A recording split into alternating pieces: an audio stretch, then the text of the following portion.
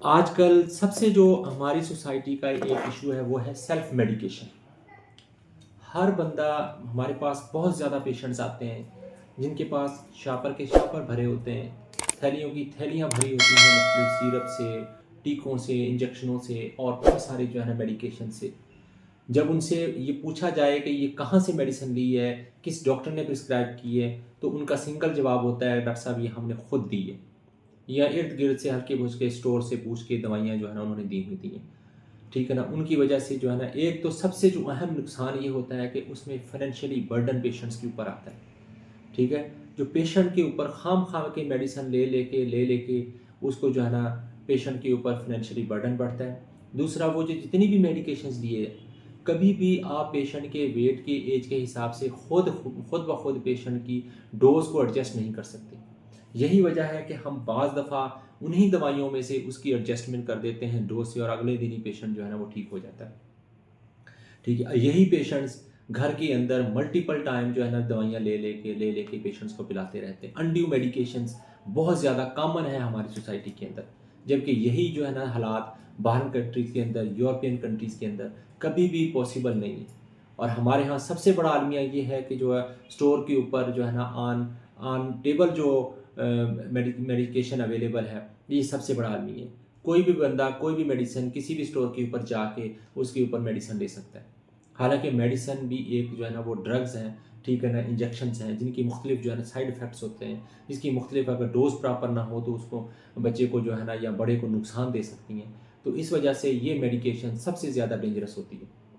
इसलिए कभी भी पेशेंट्स को जो है ना सेल्फ मेडिकेशन घर पे नहीं करनी चाहिए। हाँ, अगर इमरजेंसी बेसिस के ऊपर कुछ मेडिकेशंस हैं जैसे ब्रोफिन्स है, बेनाडोल है, कोई रिजेक्ट सिरप है, कोई एंटी एलर्जिक सिरप्स हैं, या कोई नेबुलाइज अगर कफ सिरप हो गया है, कोई कफ जो है ना आना शुरू हो गई है, डिस्ट्रेस है बच्चे को, नेबुलाइज वगैरह करवा सकते हैं, तो वो तो एक चीज़ अलग बात है।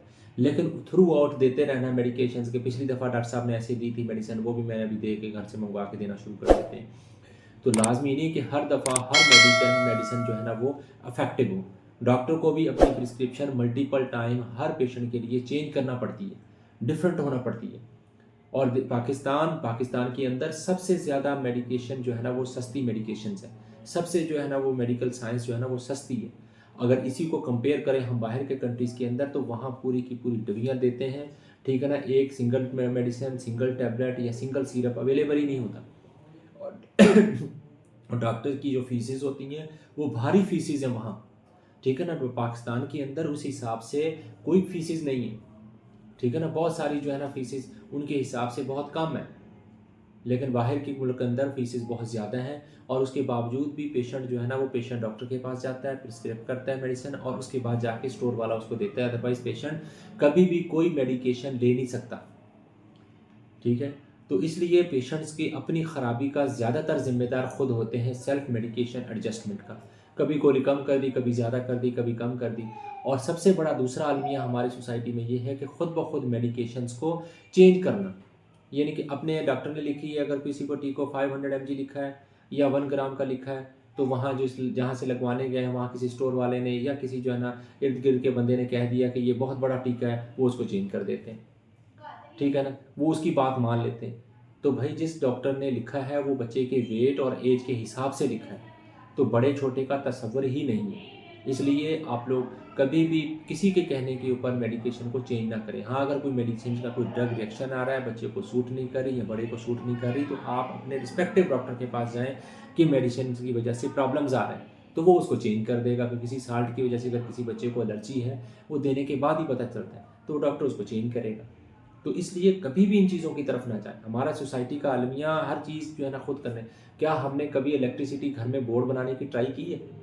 ठीक है, कभी हमने जो है ना घर का मोटरसाइकिल है उसका जो है ना वो इंजन बनाने की ट्राई की है? घर में कोई सोलर सिस्टम अगर किसी का लगा हुआ है तो उस जो है ना कभी सोलर बनाने की ट्राई की है? कभी तारे बनाने की ट्राई की है? जब अपने इर्द गिर्द की बहुत सारी जो है ना चीज़ों के अंदर हम इतने कॉन्शियस हैं, इतने सेंसिटिव हैं। गाड़ी का इंजन कभी घर में खुद बनाया? अगर गाड़ी का बोनेट कभी खोला है? हल्का सा भी गाड़ी बंद हो जाए, मोटरसाइकिल बंद हो जाए, साइकिल ख़राब हो जाए, तो हम फ़ौरन मैकेनिक को बुलाते हैं, रिस्पेक्टिव बंदे को बुलाते हैं। लेकिन अपनी हेल्थ के लिए हम क्या करते हैं कि जो है ना हम खुद ब खुद मेडिसिन शुरू कर देते हैं।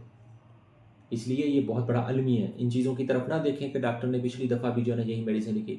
डॉक्टर अगर कोई प्रिस्क्राइब करता है तो उसके पीछे साल की मेहनत होती है, ठीक है ना। उसने एक लंबा टाइम गुजारा होता है, उनके इफ़ेक्ट्स, उनके साइड इफ़ेक्ट्स को मल्टीपल टाइम चीज़ पेशेंट्स के ऊपर देख चुका होता है। तो वो आपको लगता है यही है कि सिर्फ एक पैनाडोल लिखा है या ऑगमेंटन का एक सिरप लिखा है, लेकिन उसके पीछे एक बहुत लंबी गेम होती है, ठीक है ना। लंबा जो है ना स्टडी, लंबा एक्सपीरियंस फिर होता है, फिर जाके देते हैं, ठीक है। चीज़ों को इतना ईजी हमारी सोसाइटी में लेना शुरू कर दिया है। तो हमारे पास तो मैं तो डेली पेशेंट को देखता हूँ और उनको समझाता हूँ कि भाई इस तरह ना करें, ठीक है ना। ये चीज़ें आप लोगों के लिए आपके नुकसानदेह, अपने लिए नुकसानदेह, इसमें डॉक्टर का कुछ नहीं जाएगा, ठीक है। इन चीज़ों का बहुत ध्यान देना चाहिए मेरा ख्याल है। अस्सलाम वालेकुम।